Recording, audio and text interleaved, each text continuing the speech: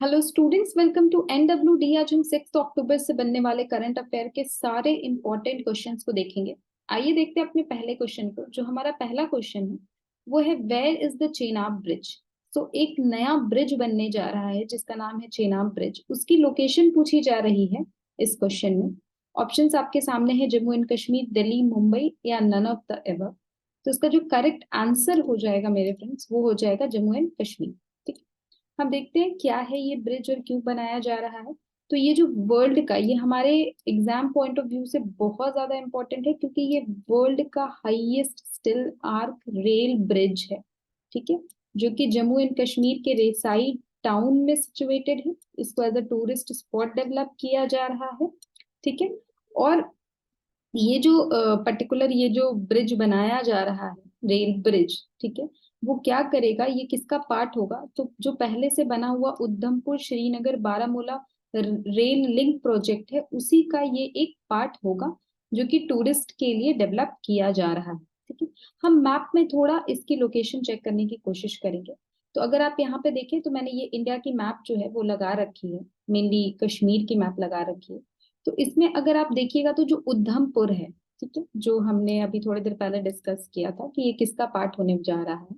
तो ये जो आप 4 नंबर देख रहे हैं, चौथा नंबर, ये 4 नंबर, ये उधमपुर है। और ये जो 19 नंबर है ये हमारा बारामूला है। ठीक है, तो ऑलरेडी एक उधमपुर श्रीनगर बारामूला से कनेक्ट करते हुए एक रेलवे लिंक प्रोजेक्ट है, और इसमें अब हम चेनाब ब्रिज को भी देखने जा रहे हैं। ठीक, आइए हम देखते हैं अपने दूसरे क्वेश्चन को। जो हमारा दूसरा क्वेश्चन है स्टूडेंट्स, वो है related to what is the primary purpose of the very short range air defence, जिसको शॉर्ट में विशरॉड भी बोलते हैं, मिसाइल सिस्टम। तो पूछ रहा है कि ये जो very short range air defence missile system है, इसका क्या काम है। ठीक है, तो स्टूडेंट्स अभी आपने न्यूज में बहुत ज्यादा देखा होगा कि जो रशियन आर्मी है, ठीक है, जो रशियन आर्मी है वो बहुत ज्यादा परेशान है क्योंकि जो यूक्रेन है उसके जो आर्मी ऑफिशियल्स हैं वो इसका, ये जो मैनपैड होता है इसका बहुत ज्यादा यूज कर रहे हैं। ठीक है, ये मैनपैड कहलाता है, man portable air defence system. तो कोई भी अगर वो अपना मिसाइल, बैलिस्टिक मिसाइल या कुछ भी फेंकता है और वो ग्राउंड के कॉन्टैक्ट से जब थोड़ा पहले होता है, तो ये बिल्कुल, आप देख रहे हैं, आप ये ग्रिप स्टॉक होता है जहां से इसको पकड़ते हैं, और ये साइट के लिए यहाँ लेंसेज लगाए रहते हैं, और इस देख के शूट कर दे रहा है उसको। ठीक है, तो उसकी कोई भी प्रोग्राम को ये सक्सेसफुल नहीं होने दे रहा है। ये यूएसए ने प्रोवाइड कराया था यूक्रेन को। तो अब पूछ रहा है कि इसका प्राइमरी पर्पस क्या होता है। तो इसका जो सही आंसर हो जाएगा वो होता है counter low altitude aerial threats over short distances. तो अगर कोई लो एल्टीट्यूड पे आता हुआ शॉर्ट डिस्टेंस का थ्रेट है तो उसको आप मार गिरा सकते हैं। ये न्यूज में क्यों रहा ये हम समझेंगे। तो इसके न्यूज में रहने का जो मेन रीजन था वो ये था कि जो इंडिया है, ठीक है, उसका जो डीआरडीओ है, ठीक है, इंडिया डिफेंस, उसने अभी क्या किया है कि 30 यूनिट्स ऑफ इंडिजीनियस, मतलब इंडिजीनियसली मेड ये very very short range air defence missile system को बनाया है। ठीक है, तो बेसिकली इसके बारे में और हम समझते हैं। तो ये है क्या, ये जो है ये एक तरह का मैन पैड है, मतलब मैन पोर्टेबल, जिसको इंसान आसानी से यहाँ से वहां ले जा सकता है, एयर डिफेंस सिस्टम होता है, जो कि डिजाइन किया जाता है किस लिए, जो भी लो एल्टीट्यूड का एरियल थ्रेट आ रहा है शॉर्ट डिस्टेंसेस में, उसको मार गिराने के लिए इसका यूज होता है। ये बहुत ही शॉर्ट रेंज का light weight and portable surface to air missile होता है। आप इसको चाहे तो सरफेस टू, ये बहुत एग्जाम में पूछा जाता है कि कौन सा मिसाइल का क्या यूज है। तो देखिए यहीं से फ्रेंड हम समझते हैं, अगर पूछा जाए आपसे मैनपैड के बारे में कि वो किस तरह का मिसाइल है, तो ऑब्वियसली आप दे सकते हैं कि ये फेस टू एयर मिसाइल।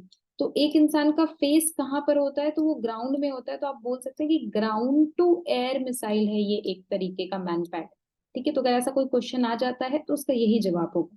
ठीक है, और किसने इसको डिजाइन किया है ये भी जानना बहुत ज्यादा जरूरी होता है। तो इंडिजीनियसली डेवलप किया गया है डीआरडीओ रिसर्च सेंटर हैदराबाद के द्वारा। ठीक है, नेक्स्ट क्वेश्चन को देखते हैं। जो हमारा नेक्स्ट क्वेश्चन है वो है कि हु हैज रिसेंटली, अभी ऐसा कौन है जिसने रिसेंटली अप्रूव किया है इंडियन नेवी के development of 12 autonomous weaponised boat swamps को। ठीक है, तो 12 नेवी के ऑटोनोमस वेपनाइज मतलब वेपन के साथ बनने वाले बोट्स, ठीक है, शिप्स नहीं, जो नेवी शिप्स होते हैं वो नहीं, ये जो छोटे छोटे बोट्स होते हैं उसमें ऐसा बोट्स बनाया जा रहा है जिसका शॉर्ट नेम, जो बोट्स होते हैं उसको स्वाम्प्स बोलते हैं, ठीक है।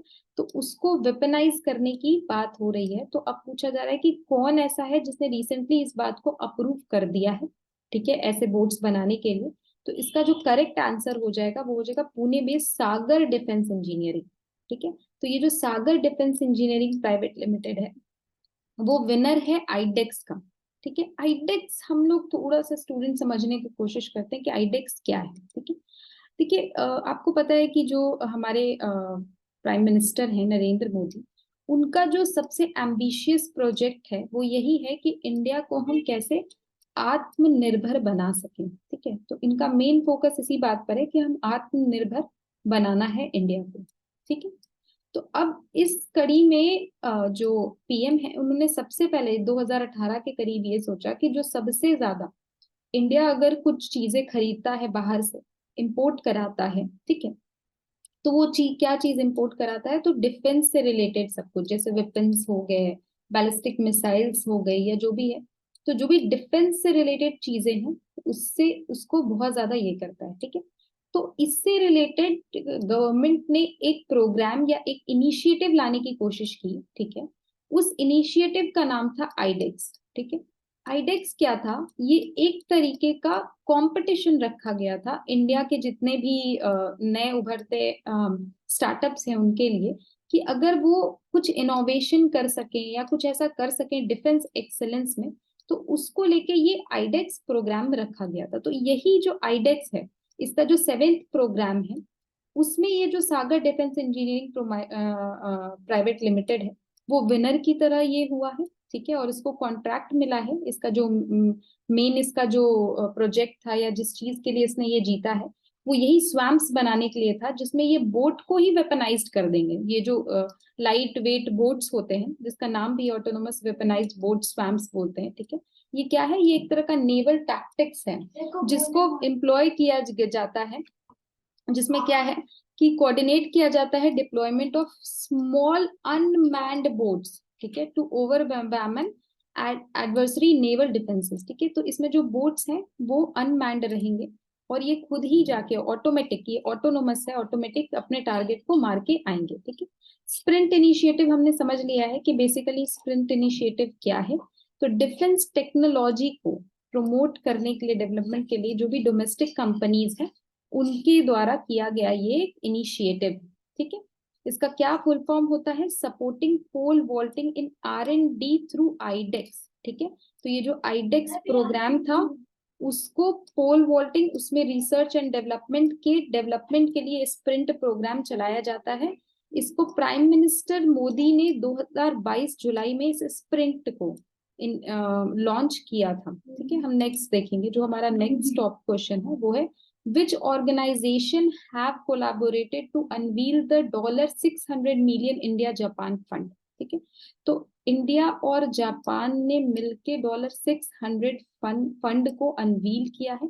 अब पूछ रहा है कि इंडिया का वो कौन सा ऑर्गेनाइजेशन था जिसने इसमें मर्ज किया है। तो इसका जो करेक्ट आंसर हो जाएगा वो हो जाएगा नेशनल, 1 सेकेंड स्टूडेंट, इसका जो मेन आंसर हो जाएगा वो हो जाएगा ये national investment and infrastructure fund and Japan bank for international cooperation. तो इंडिया की कंपनी है नेशनल इन्वेस्टमेंट इंफ्रास्ट्रक्चर फंड और जापान की ये कंपनी है, ठीक है।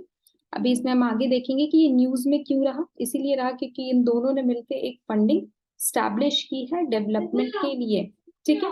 अब हम नेक्स्ट को टॉपिक को देखेंगे, जो हमारा नेक्स्ट टॉपिक है, नेक्स्ट क्वेश्चन है वो है how much money has the central government sanctioned for the landscaping and development of tourist amenities at Bojakonda site, ठीक है। तो अभी पूछा जा रहा है कि जो सेंट्रल गवर्नमेंट है उसने कितना सैंक्शन किया है, कितने पैसे को सैंक्शन किया है बोजकोंडा साइट के लिए, ठीक है। तो इसको हम समझते हैं, इसमें जो ऑप्शंस है वो हम देखेंगे। आपको ये ऑप्शंस यहाँ पर है, 730 लाख रुपीज, 7.30 करोड़ या 73 करोड़ या 730 करोड़, ठीक है। तो इसका जो करेक्ट आंसर है वो 7.30 करोड़ है, ठीक है। तो बेसिकली ये जो बोजकोंडा है ये आंध्र प्रदेश में इसका लोकेशन है, ठीक है। और इसको पहले बोलते थे बुधनी कोंडा, हिल ऑफ बुद्धा, ठीक है। और with the course of time इसका नाम हो गया भोजना कुंडा। आपको पता है कि अभी इंडिया ने जो ग्लोबल समिट भी बुद्धिज्म से रिलेटेड लॉन्च किया था, तो बहुत ही इंडियन गवर्नमेंट जो है वो इसको प्रमोट कर रही है एज एन सॉफ्ट पावर। ठीक है, तो इससे रिलेटेड इस साइट को डेवलप करने के लिए गवर्नमेंट ने इतना पैसा जो है वो सैंक्शन कर दिया है। हमारा जो लास्ट क्वेश्चन है वो ये है कि एक रीसेंट ग्लेशियल लेक आउटबर्स्ट हुआ था जिसके फ्लड ने casualties and missing army personnel create किया है। पूछा जा रहा है कि ये जो ग्लेशियल रिवर है या ये जो ग्लेशियल लेक है इसका आउटबर्स्ट कहाँ हुआ है। तो इसका जो करेक्ट आंसर हो जाएगा मेरे फ्रेंड्स वो हो जाएगा सिक्किम। ठीक है, तो ये जो सिक्किम का जो साउथ लोहानक लेक है सिक्किम का, उसमें ये चीज हुआ है। ठीक है, समझेंगे हम कि ये ग्लेशियर लेक्स क्या होता है या उसका फ्लड का आउटबर्स्ट कैसे होता है। ठीक, तो ये बेसिकली क्या होता है, ये आप यहाँ पिक्चर में भी देख रहे होंगे कि एक ग्लेशियर होती है। ठीक है, मान लीजिए ये एक ऑलरेडी एक ग्लेशियर है।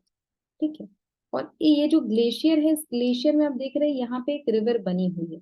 ठीक है, और यहाँ पे एक मोरेनिक हिल जैसा होता है, इसके बीच में ये बन जाता है। ठीक है, कोई इंसान यहाँ ग्लेशियर पे वॉक कर रहा है। ठीक है, अब वो चलता चलता यहाँ पे आएगा और यहाँ पे अगर वो पहुंचता है तो उसको ऐसा लगेगा कि ये भी ग्लेशियर है, बट ये ग्लेशियर नहीं है, ये ग्लेशियर लेक है। ठीक है, और इसके ऊपर जो परत जमी हुई है ग्लेशियर की वो बहुत ही लूज है। ठीक है, और अगर इसका आउटब्रेक, यहाँ का ग्लेशियर का आउटब्रेक होता है या अगर यहाँ का, तो यहाँ पे लोग पहले तो डूबेंगे और उसके बाद अगर बर्फ जम गई तो डूब के मर जाएंगे, क्योंकि निकलने की तो कोई भी जगह यहाँ पे नहीं।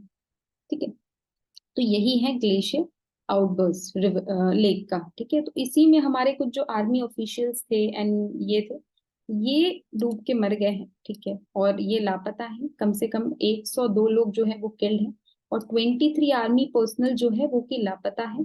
सिक्किम में ये हादसा हुआ है।